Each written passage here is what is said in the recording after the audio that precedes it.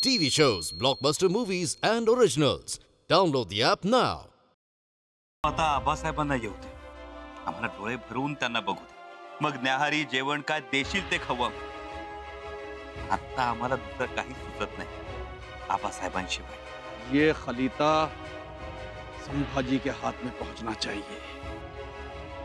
एक बार संभा इसको पढ़ ले, बस समझ लो हमारा काम हो गया.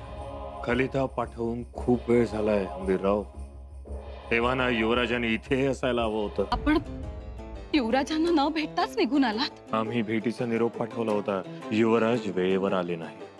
दोघांमध्ये कुठेतरी मानसिक दुरावा निर्माण झालेला आहे. आता आपले काम एवढेच की हा मानसिक दुरावा कमी होऊ देता कामा नये. वहिनीसा, लवकर चला. काय झालं? दादासाहेबांनी स्वतःला कोंडून घेतले दालनात. काय?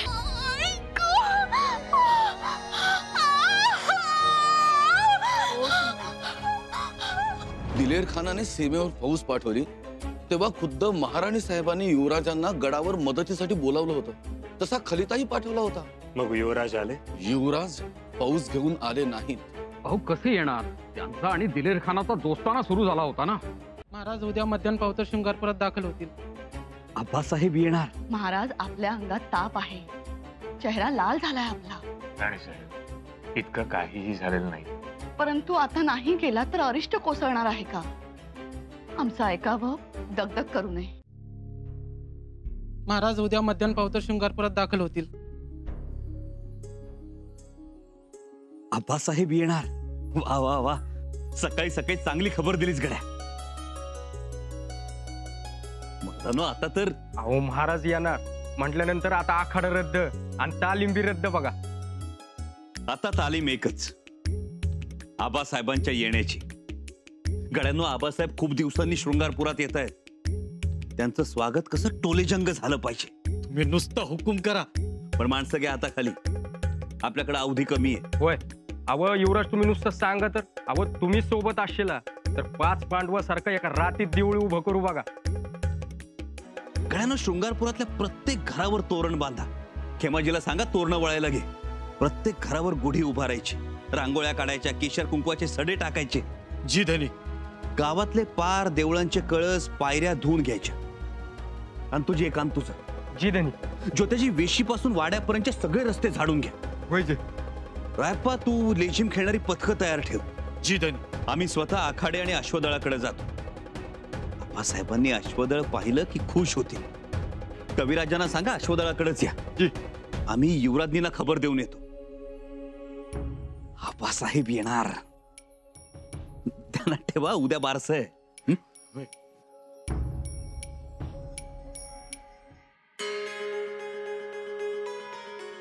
महाराज या राणीसाहेब. घ्या.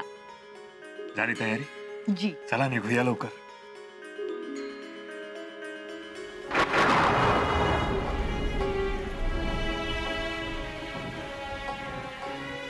महाराज, अहो अंग तापलंय आपलं. पायांना हात लावला तेव्हाच जाणवलं. राणीसाहेब, थोडीशी कणकण आहे, इतकंच. अहो कणकणच आहे, परंतु नंतर हीच सगळ्यांच्या तोंडचं पाणी पळवते. बघू जरा. ना कारा ना अहल, ऐसी मनहूस खबर लेके आया है हमारे पास जिसे सुनकर हमारा दिमाग खराब हो गया. लेकिन हुजूर, इसने तो आपको खबर दी, अपना फर्ज निभाया. मुल्ला, जो खबर, जो पैगाम हमारा दिमाग खराब कर दे, हमारे गुस्से को बढ़ा दे, वो हमें कतई मंजूर नहीं है. लेकिन हुजूर, खबर क्या है? खबर?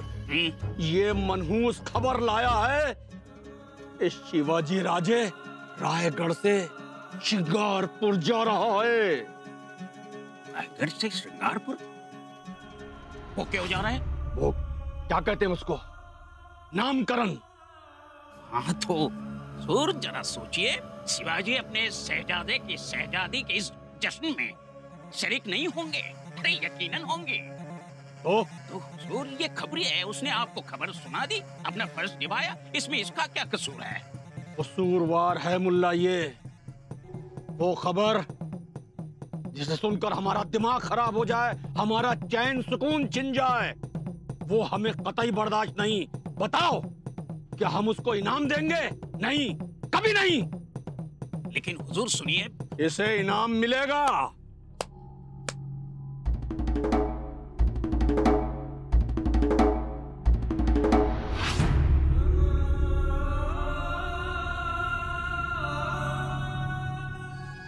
गुस्ताखी माफ हुजूर, ये जासूस सजाए काबिल नहीं है। तो तुम्हारी नजर में, हमारी नजर में ये कसूरवार है, सजा का हकदार है। सजा तो आज इसको मिलकर ही रहेगी।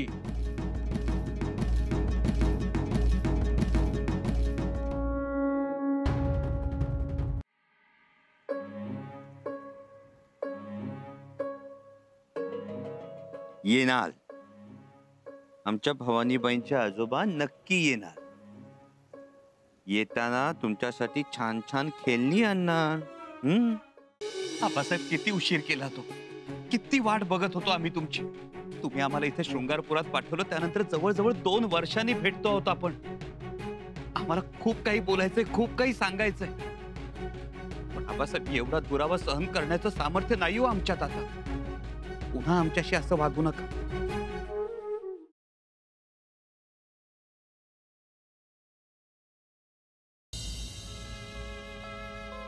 आपल्यात जे काही घडलं, जे काही झालं, त्यामुळे आपल्यामध्ये प्रेमाचं, आपुलकीचं नातं कधीच निर्माण नाही झालं। पण या क्षणी मला आईची गरज आहे आणि माझ्याकडे फक्त एकच आई आहे।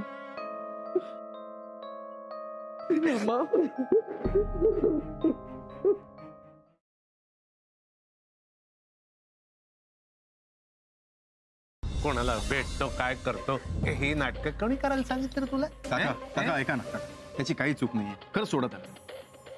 कशाला आपापसात दुरावा निर्माण करताय? ए मुला, हा आमचा घरचा प्रश्न आहे बरं का। ज्या घराचे 2 भाग झालेत आता, आणि हे माझ्या घरच्यांमुळे झालंय हे मला माहिती आहे। आणि या सगळ्यामुळे ना माझी एक्स वाईफ खूप दुःखात आहे। नाती विसरता येतात आपल्याला, पण माणूस पुसून टाकता नाही येत। तुम्ही सिद्ध केलं आता।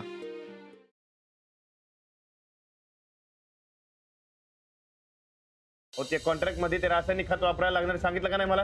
त्यात रासायनिक खतांचा काहीच संदर्भ नव्हता, फक्त त्यांच्या स्टँडर्ड प्रमाणे पिकाचं उत्पन्न घ्यावं लागेल एवढंच लिहिलं होतं। हो, पण त्यांच्या स्टँडर्ड मध्ये त्यांनी रासायनिक खत टाकले, त्याचं काय? मग मला कसं कळणार आहे? तुम्ही एवढं शिकला तर तुम्हाला कळायला पाहिजे।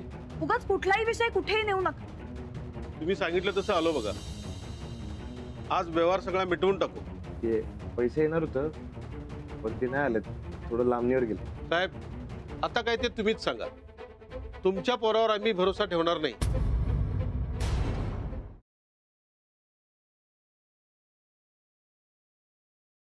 अथर्व कुठे? दे जरा, मला बोलायचंय। मला नाही बोलायचं। असं कोण बोलतोस तू?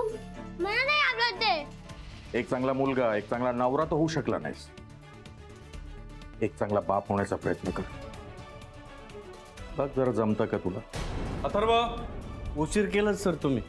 बापाला नाकारण्याची चूक करू नका साहेब तुम्ही, नरकात जागा मिळेल हो।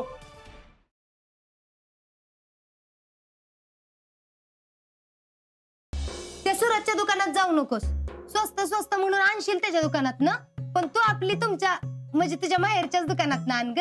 ते पैसे घ्यायचेच राहिले की ग ह्यांच्याकडनं? वय शीतल, यावेळेस तुझ्या घरात ना उधारीवर आणलेलं नाही चालणार का? काय नको उधारी बिदारी। अगं पण दुपारचं जेवण कसं करायचं मग? एक वेळ नाही खाल्लंस तर काय मरत नाहीस? एक दिवस उधारीवर? अगं शीतलला उधारी ठेवलेली आवडत नाही, हाय का नाही ग शीतल? चालतंय ना उधारीवर आणलेलं?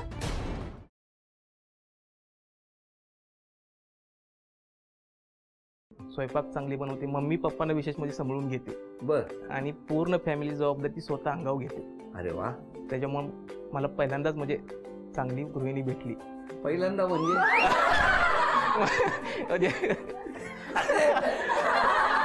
बघा, लक्ष ठेवा।